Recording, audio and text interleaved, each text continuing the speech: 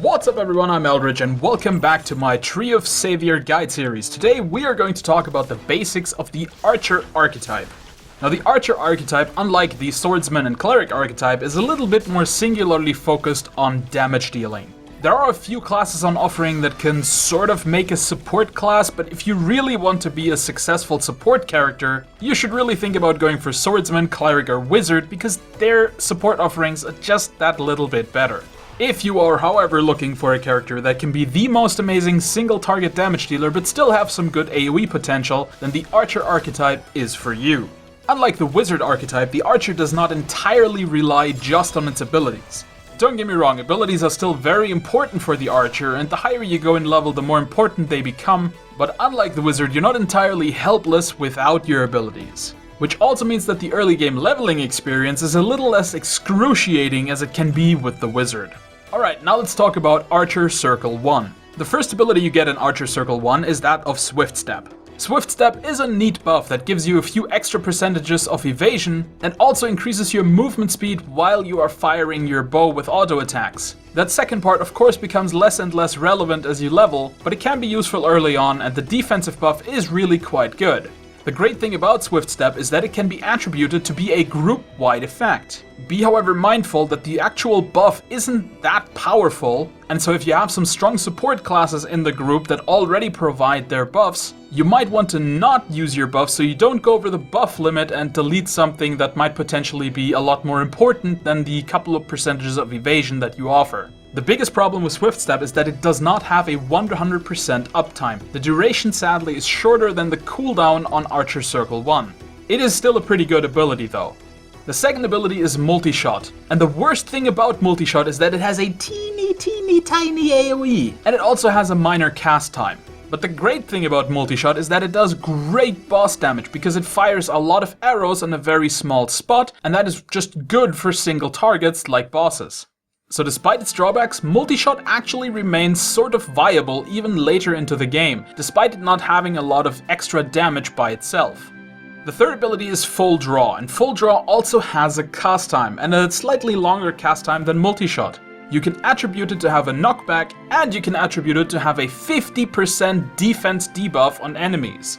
And that is really what makes Full Draw good. By itself, it's not that amazing of an ability, but the defense debuff and the knockback really make this a powerful utility and crowd control ability. And then the last ability is Oblique Shot or Oblique Shot, whatever which way, but it is an instant cast ability that hits 2 targets. And as such, it's a great ability early on because it does double what your auto attack does basically. It has no cooldown, it doesn't even use that many SPs, so it's really good for early game leveling and where you get most of your easy, quick, clear ability from before you get any other classes. The problem with Oblique Shot is that it is completely useless later on in your character's life, because the damage is simply nowhere near good enough for this ability to be in your rotation.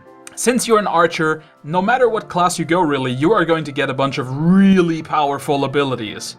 And so abilities like Oblique Shot are just not going to be good enough anymore once you have those other abilities. Now let's head on to rank 2, and as always we are going to talk about Circle 2 of the basic class first.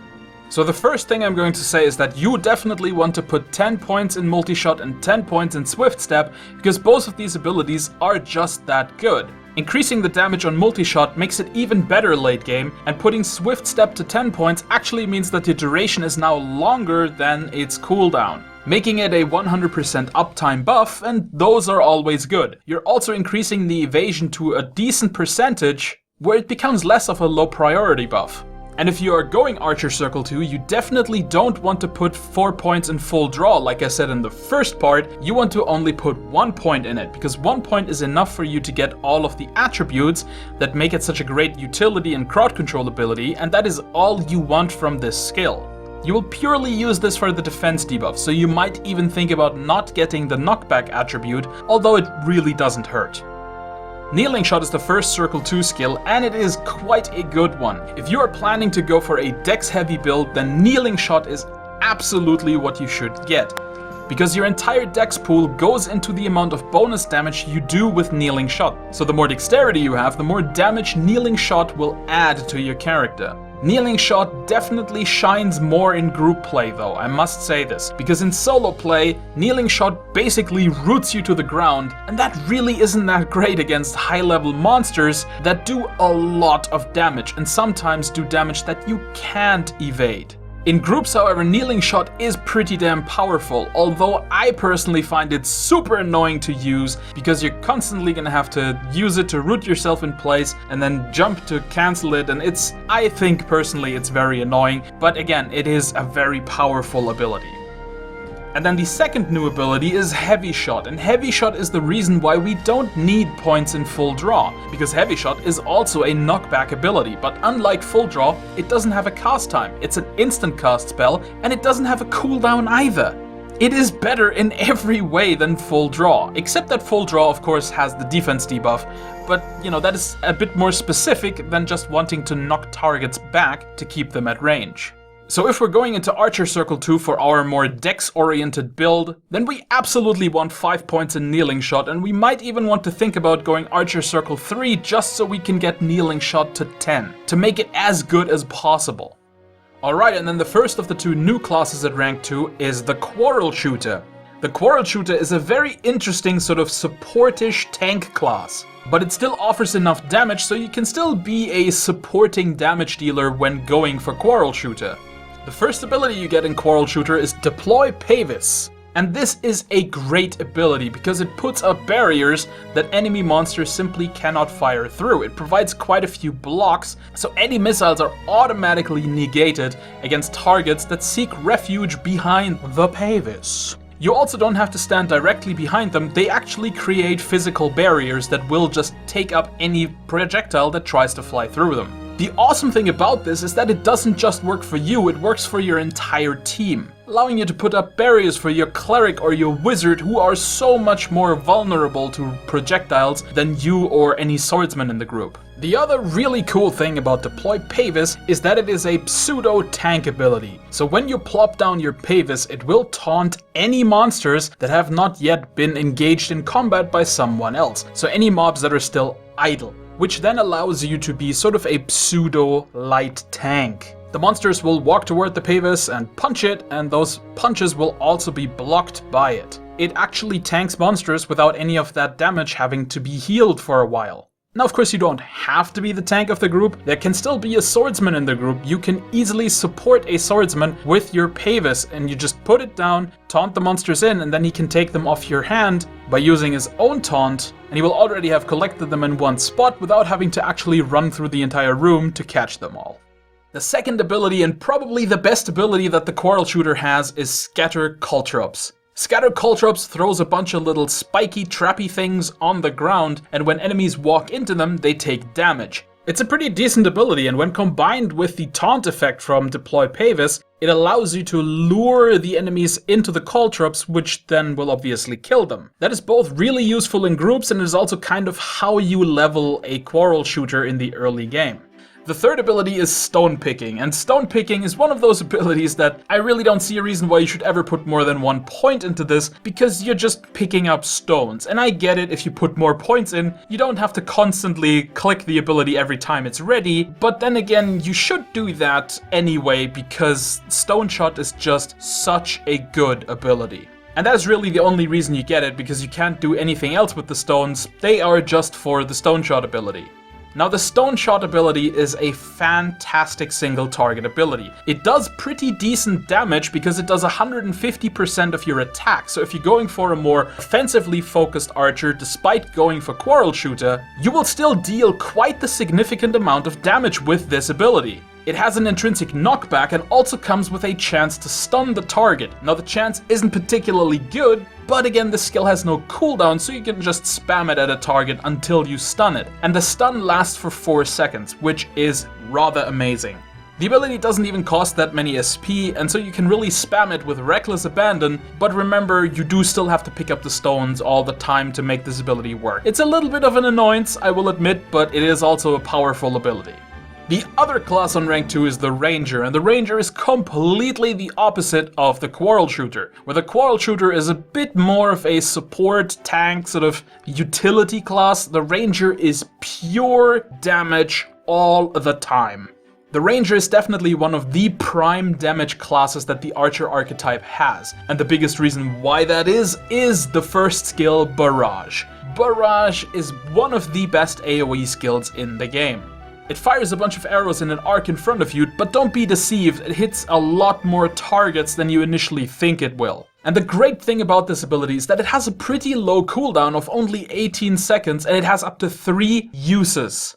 This ability is crazy good, and as soon as you pick this up at level 15 if you're going for Ranger, this is your first point, this is what you max first, and as soon as you have a point available and it can be spent in Barrage, you always put it there, because this ability makes the Ranger class. It is fantastic. The second ability, High Anchoring, isn't actually that bad of an ability, but it just looks so bad compared to Barrage. The problem with High Anchoring is that it has an obnoxiously long cast time, and I'm talking about a 2 to 3 second cast time, which is just way too much in Tree of Savior generally. It's a pretty alright AoE ability though. I mean, it's the sort of AoE ability that clerics would probably wring their hands for to have, because it's reliable, it's decent, it fires twice before it goes on cooldown, and it does a significant amount of damage. The third ability is Critical Shot, which basically fires an auto attack with about 70% extra crit chance. This is of course an ability, so it uses SP every time you fire, and the SP consumption is just way too insane for this to actually replace your auto attack. In the end, this just doesn't end up really being worth it. If you really want this ability because you like it, or you think it's fun to have the sort of crit instead of auto attack, then you can, I guess, take 1 point from High Anchoring and put it in Critical Shot, but I have a really hard time recommending this. I tried this ability and I just didn't end up using it at all after some time, because I just spent my SP on all the other amazing abilities and then just didn't have it over for Critical Shot. And then the last ability in the Circle 1 Ranger toolset is Steady Aim. And Steady Aim gives you a bunch of extra damage for a relatively short time of about 10 to 12 seconds. Now, because this ability has such a short duration, you really have to use the most powerful abilities that your character has, and for the Ranger, this is of course Barrage. So a very popular thing is to gather up a bunch of monsters, pop Steady Aim, and then put in 3 barrages, and that really should annihilate anything you pulled. It's definitely a decent ability though. Alright, now let's talk about leveling in the early game. Archers are not quite as good at grinding as swordsmen are, because their auto attacks just aren't comparable to those of swordsmen. Swordsmen's auto attacks are just too good. But archers still definitely have an easier time of it than wizards early game, so there's really not that much to complain about. With the Archer archetype, the leveling really comes down a bit more to what classes you actually end up picking. If you end up going for Quarrel Shooter, you want to pull your mobs together with Scatter Caltrops, have them do a bunch of initial damage and then finish them off with auto attacks. And if you go for Ranger, you want to make as much use of Barrage as even possible. But in general, the Archer archetype is probably better served doing a lot more questing early game. So at least until you hit level 100, you should definitely take all of the quests that you can get, and that goes for both the Klaipeda and Orsha region. But in the end, no matter what class you pick, you should still be able to grind pretty effectively in Tenet Garden, and should go there from 30 to 50, then do the dungeon, and then use up all the XP cards you have left from leveling with questing.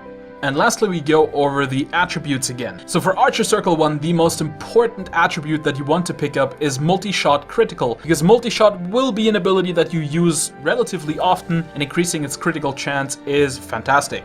Then you want to get Full Draw Decreased Defense, because that is why you want Full Draw in the first place, as well as Full Draw Knockback if you are not going for Archer Circle 2. If you're going for Archer Circle 2, you can really leave this one out, because you're gonna have Heavy Shot, which will be your knockbacking ability. Then you want to get the ability that makes Swift Step a party buff. And then lastly, we get Multi-Shot Enhance and Full Draw Enhance to just simply increase our damage output. If you're tight on cash or you plan on going Archer Circle 2, you can drop Full Draw Enhance, because you're not actually going to use it that much in the end. If you do go for Archer Circle 2, you want to pick up Multi-Shot Quick Charge as soon as possible. Halving the cast time of this amazing ability makes it even better. Then you want to get Swift Step Crit Rate, because Swift Step is a buff that you will use a lot once you have Archer Circle 2, seeing how the duration is now longer than the cooldown, and so you absolutely want the additional crit rate that this attribute provides. Same goes for Kneeling Shot Crit Rate and then Kneeling Shot Enhance, because Kneeling Shot will be one of your most used abilities in Archer Circle 2, so you really want to power it up as high as it can go. Should you choose to go Quarrel Shooter instead, the first thing you want to pick up is Scatter Caltrops Duration. Secondly, you want to pick up Shield Mastery Missile Defense, because why the hell wouldn't you?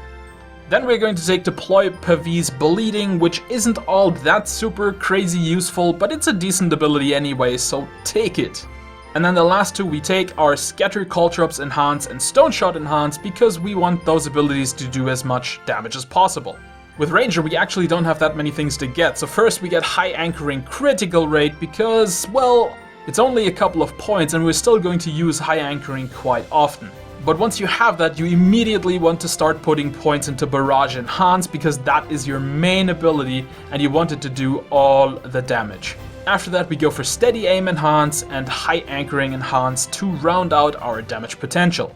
Alright guys, that has been it for this particular Tree of Savior guide. I hope I could bring the Archer archetype a little bit closer to you and let you in on some of the things that I picked up of it. You may have heard me say a couple of things about Dex builds for Archer and might say, what? In your stat guide you said no Dex. And I will say that I have slightly changed my mind on Dexterity. There are definitely some builds where Dexterity can be good and some other instances where you should take Dex over Strength.